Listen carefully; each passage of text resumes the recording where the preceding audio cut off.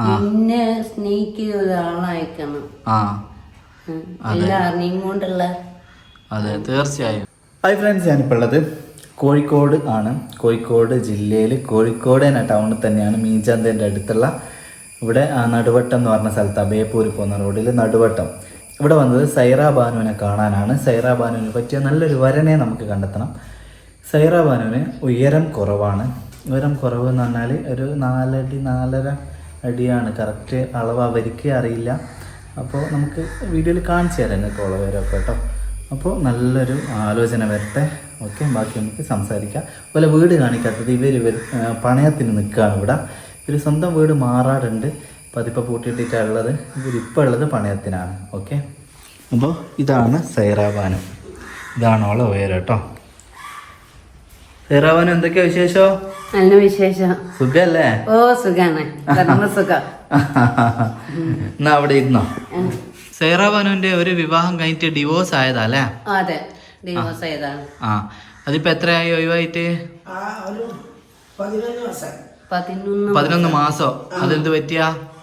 അത് അവന് അടിക്കും കുത്തും അങ്ങനൊക്കെ ആയിട്ട് ഒഴിവായതാ. സൈറക്ക് ഇപ്പോൾ 36 വയസ്സാണ് ആയത്. നമുക്കൊരു 45 വയസ്സ് വരെയുള്ള ആലോചനകൾ വേണം. നിങ്ങൾ എത്ര മക്കളാ? 4 മക്കളാണുള്ളത്. ഒരാണും 3 പെണ്ണും അല്ലേ? ബാക്കി എല്ലാവരുടെയും വിവാഹം കഴിഞ്ഞാണ്. സൈറേന്റെ കൂടെയാണ് കഴിയാനുള്ളത്. ഏറ്റവും ഇളയതാണോ സൈറ? എന്റെ ഇളയതിന്റെ ഒന്നുണ്ട്. എഴുതാനും വായിക്കാനും അറിയോ അമ്മ? എന്റെ പേര്. എത്ര വരെയാ പഠിച്ചേ? 8ാം ക്ലാസ് വരെയേ പോയുള്ളൂ അല്ലേ? അതായത് ബസ്സിന്റെ ബോർഡ് വായിച്ചിട്ട് പോവാനൊക്കെ ദൂരത്തൊക്കെ പോവാലുണ്ടോ? പോയി വരും. ദൂരത്ത് ഒറ്റക്ക് പോവാലുണ്ടോ? ഒറ്റക്ക് പോയി വരും. അത് ശരി. പിന്നെ സൈറക്ക് പിന്നെ വേറെ ടാബ്ലറ്റ് കാര്യങ്ങളൊന്നും ഇല്ല, ഗുളിക കാര്യങ്ങളൊന്നും ഇല്ലല്ലോ? തൈറോയിഡിന്റെ ഗുളിക മാത്രമുള്ളൂ, വേറെ ഒന്നുമില്ല. തൈറോയിഡിന്റെ സ്ഥിരമായിട്ട് കുടിക്കണം അല്ലേ? അതെ അതെ അതെ. അപ്പോ പിന്നെ ഭക്ഷണമൊക്കെ സൈറയാണ് ഉണ്ടാക്കാറ്? അതൊക്കെ ഞാൻ തന്നെ കഴിക്കാൻ. ഉപ്പ മരിച്ചു പോയതാ, മരണപ്പെട്ടതാണ്. അതെ. അപ്പോൾ ഉമ്മയും സൈറയുമാണ് അല്ലേ ഇപ്പൊ ഉള്ളത്. പിന്നെ ആങ്ങളെയും ഒക്കെ ഉണ്ട്. ദൂരം പ്രശ്നമുണ്ടോ ഉമ്മ? കോഴിക്കോട് തന്നെ പറ്റുള്ളൂ. ഇങ്ങോട്ട് വന്ന് നിൽക്കുന്ന ആളെയാ വേണ്ടിയ? ഇങ്ങോട്ട് വന്ന് നിൽക്കുന്ന ആലോചന തന്നെ മതിയോ?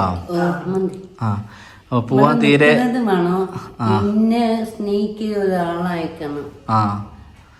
എല്ലാവരെയും കൊണ്ടുള്ള. അതെ, തീർച്ചയായും. അവള് പിന്നെ എത്ര മാസം ഉണ്ടേനു ആ വിവാഹ ജീവിതം? 6 മാസമാണ് നിന്നത്. അപ്പോ എത്രയും പെട്ടെന്ന് മൂപ്പര് ഇങ്ങോട്ട് നിങ്ങളെ വീട്ടിൽ വന്ന് അങ്ങോട്ട് പോയതാ അല്ലേ? അവിടെ നിന്ന് അങ്ങോട്ടും ഇങ്ങോട്ടൊക്കെ ആയിട്ട് അങ്ങനെ നിൽക്കുന്ന ആളാണെങ്കിലും കുഴപ്പമൊന്നുമില്ല അല്ലേ?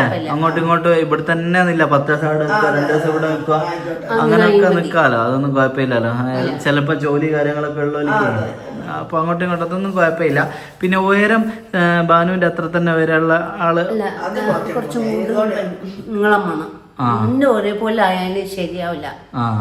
അത് ശരി. അപ്പൊ ഉയരം നമുക്ക് കുറച്ച് വരെയുള്ള ആളെയാണ് ബാനുവിന് വേണ്ടത് കേട്ടോ. അപ്പൊ ചെറിയ എന്തെങ്കിലും ബുദ്ധിമുട്ടുള്ള ആലോചനയൊന്നും നമുക്ക് കുഴപ്പമില്ല കേട്ടോ. അതായത് കൈക്കാലിന് ചെറിയ എന്തെങ്കിലും ബുദ്ധിമുട്ട്, പക്ഷേ ജോലിക്കൊക്കെ പോയി വണ്ടിയൊക്കെ ഓടിച്ച് പോലെ നോക്കാനൊക്കെ പറ്റിയ ഒരാളാണെങ്കിൽ ഓക്കെയാണ്. ഈ പിന്നിൽ കാണുന്ന ചിത്രമൊക്കെ ബാനു വരച്ചാണ് കേട്ടോ. അതുപോലെ ആളിതാ ഉണ്ടാക്കിയതാണ് ഇതൊക്കെ. ഇങ്ങനത്തെ പരിപാടികളൊക്കെ ഉണ്ട്. വീട്ടിലിങ്ങനെ ഇരിക്കുമ്പോൾ അങ്ങനെയൊക്കെ ചെയ്യൂല്ലേ. അപ്പോൾ അതാണ് അവളുടെ കാര്യങ്ങൾ. അപ്പോൾ കാര്യങ്ങൾ മനസ്സിലാക്കിയിട്ട് നല്ലൊരാൾ മുമ്പോട്ട് വരിക, അത്രേ നമുക്ക് പറയാനുള്ളൂ. നല്ലപോലെ അന്വേഷിക്കണം കേട്ടോ. അന്വേഷിച്ചിട്ട് ചെയ്യണം. കല്യാണ ശേഷമുള്ള ഒരു കാര്യത്തിന് എനിക്ക് യാതൊരു ഉത്തരവാദിത്വം ഉണ്ടാവില്ല. പിന്നെ ഫോൺ വിളിച്ച് കാര്യങ്ങൾ ഉമ്മ അല്ലെങ്കിൽ ഇവിടെയുള്ള ഇവരായിരിക്കും ഫോൺ എടുക്കുക. അപ്പോൾ സമാധാനത്തിൽ കാര്യങ്ങൾ പറഞ്ഞു കൊടുക്കുക. എന്നതാണ് എഴുതി വെക്കുക. എന്നിട്ട് പെണ്ണ് കാണാൻ വരിക. അവിടെ ആൾക്കാർ ഇതെല്ലാം ഉണ്ട് കേട്ടോ. അടുത്ത ആളൊന്നും ഇല്ല. അവർ അങ്ങനെ ഇതൊന്നല്ല. എല്ലാവരും എല്ലാ സഹായത്തിനും എല്ലാവരും വിളിച്ചാൽ ഓടി വരുന്ന പോലെ തന്നെയാണ്. എങ്കിലും ഫോൺ എടുക്കുക ചിലപ്പോൾ ഉമ്മയായിരിക്കും. അനാവശ്യമൊന്നും പറയാണ്ട് കാര്യങ്ങൾ കറക്റ്റ് പറഞ്ഞു കൊടുക്കുക, എഴുതി വെച്ച് കാര്യങ്ങൾ അങ്ങനെയുള്ള രീതിയിൽ അത് മുമ്പോട്ട് പോകണം.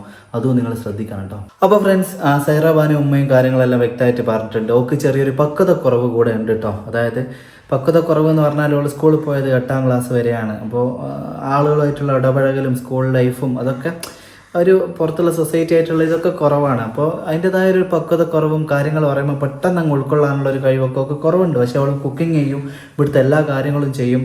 പിന്നെ അതിനൊക്കെ ആൾ ഓക്കെയാണ്. ഒറ്റയ്ക്ക് യാത്ര ചെയ്യും, മെഡിക്കൽ കോളേജ് എന്തെങ്കിലും ആവശ്യം ഉണ്ടെങ്കിൽ ഒറ്റയ്ക്ക് പോകും വരും, അതിനൊക്കെ ഓക്കെയാണ്.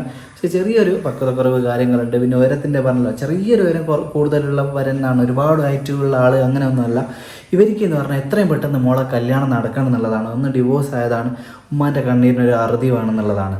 അപ്പോൾ നിങ്ങൾ മാക്സിമം എല്ലാവരും കൂടെ നിൽക്കണം. നിങ്ങൾ അനാവശ്യമായിട്ട് ഇതിൽ വിളിക്കരുത് കേട്ടോ. ആരോരും ഇല്ലാത്തവരാണ്, അതായത് പിന്നെ ആങ്ങളെയും എല്ലാവരും ഉണ്ട്. പക്ഷെ അവരൊക്കെ അവരുടേതായ ജോലി കാര്യങ്ങളൊക്കെ ആണല്ലോ. അപ്പോൾ ഉമ്മയും മോളും ആണുള്ളത്. അപ്പോൾ മോളുടെ ഒരു കല്യാണം വേഗം നടക്കുക എന്നുള്ളത് ഉമ്മാൻ്റെ അത്രയും വലിയൊരു ആവശ്യമാണ്.